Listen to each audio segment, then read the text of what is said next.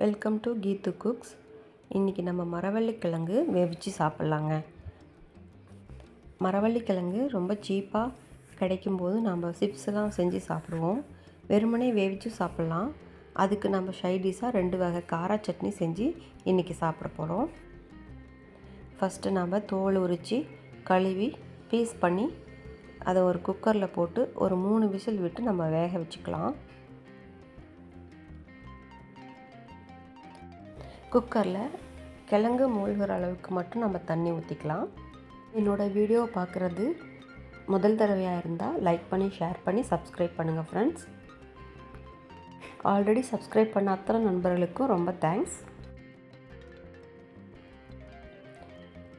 கல்லுப்பு 2 ஸ்பூன் அளவுக்கு நம்ம போட்டுக்கலாம்.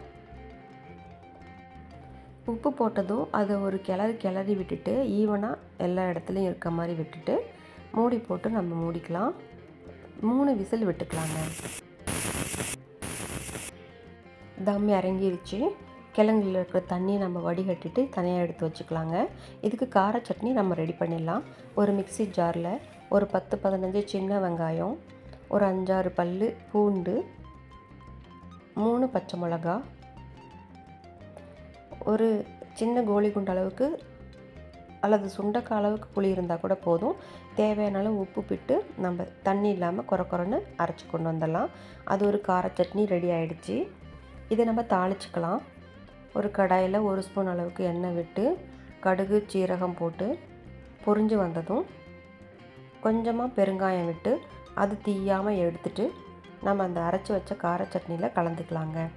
இது ஒரு பச்சை வெங்காய சட்னி ரெடி ஆகிடுச்சு. இது பச்சை புளி சட்னின்னு சொல்லுவாங்க. நம்ம வெங்காயம் அதிகமாக போட்டிருக்கிறதுனால பச்சை வெங்காய புளி சட்னின்னு கூட சொல்லிக்கலாம். இன்னொரு வகை கார சட்னிக்கு 1 ஸ்பூன் வரமிளகாத்தூள் எடுத்துக்கிட்டு அதுக்கு தேவையான அளவு உப்பு சேர்த்துக்கலாம். இதுக்கும் நாம் கடாயில் சூடு பண்ண எண்ணெய் 2 ஸ்பூன் அளவுக்கு இதில் ஊற்றி கலந்து பிசைஞ்சு விட்டுக்கலாங்க. இது இன்னும் அல்டிமேட்டாக இருக்கும். அவசரத்துக்கு இட்லி தோசைக்கு நம்ம மிளகாய் பொடி தொட்டு சாப்பிடுவோம் இல்லையா, அது போல தான்.